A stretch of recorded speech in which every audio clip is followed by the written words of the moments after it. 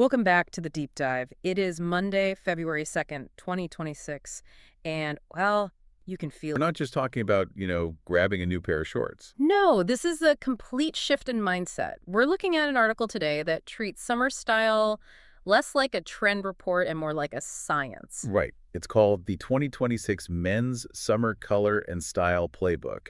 And its whole premise is that summer style is about physics. It's about biology. That's what really grabbed me. They call it the color game, and the idea is that summer light is so harsh, so revealing. It's like a spotlight. Exactly. It exposes whether you're dressing with real intention or just, chasing whatever fast fashion trend is out there. Let's start with the physics part because it's genuinely fascinating. It's something called the albedo effect. Right. So dark clothes absorb heat, light clothes reflect it. It's that simple. It is. Wearing white isn't just an aesthetic choice. It's functional. It's like your own personal air conditioning. But then the article takes it further into what they call the aesthetics philosophy. And that's built on three key ideas: intention, contrast, and undertone. Okay, let's zoom in on contrast because I think this is where a lot of guys get tripped up. I agree. It's not about just picking colors you like. It's about matching the natural contrast in your own face. So if you have dark hair and, say, lighter skin, you're high contrast. You are. Think of it like a sharp black and white photo. Your features have a clear separation.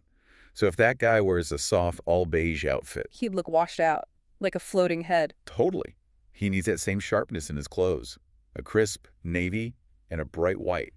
That works. It mimics his face. But then you have the flip side, the low contrast guy. Lighter hair, lighter skin. Yeah, he's more like a faded sepia photo. If he wears a really stark black and white outfit, the clothes are going to overpower him completely. He just disappears. He does. He needs those gentler gradients.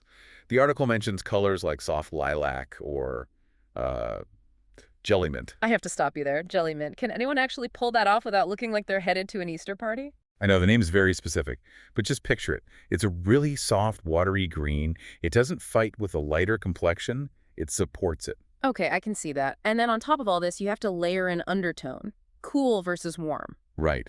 Cool undertones work with that 2026 color of the year, transformative teal, or deep purples.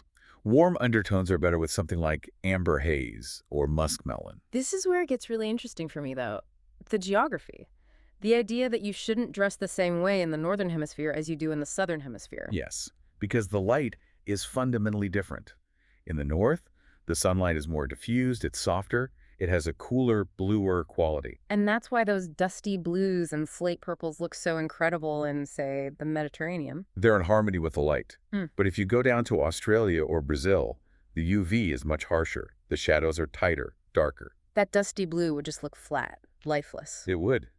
Down there, the environment demands that you match its energy with vibrant warmth.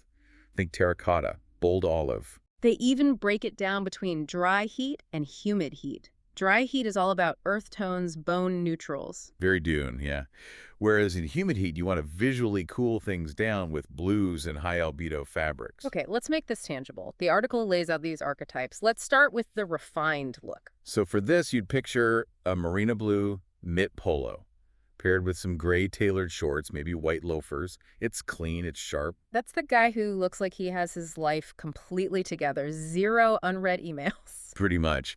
But then you have the rugged archetype. For him, they suggest a linen coffee bean popover shirt. A popover. So it's that half-button style. More casual than a full dress shirt. Exactly. It's got that easy vibe. You pair that deep coffee color with some sand-colored textured shorts. It's all very earthy and grounded. And the last one, the Reichish archetype. This feels like the most expressive one. It is. This is a burnt sienna mandarin collar linen shirt with some ivory trousers. That burnt sienna is a bold choice. That takes confidence. It does.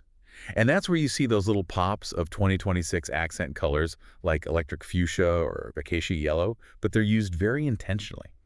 So when you put it all together, the albedo effect, the contrast logic, transformative teal, what's the big takeaway?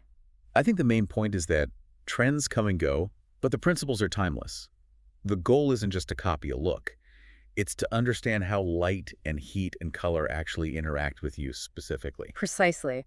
And the article ends on this really provocative thought about that interaction. It does, yeah. It suggests that because summer light is so revealing, your clothes are transmitting this energy before you even say a single word. It's a heavy thought, that in the harsh light of summer, there's really nowhere to hide.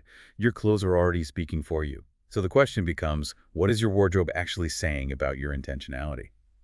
Thanks for listening to this deep dive. See you in the next one.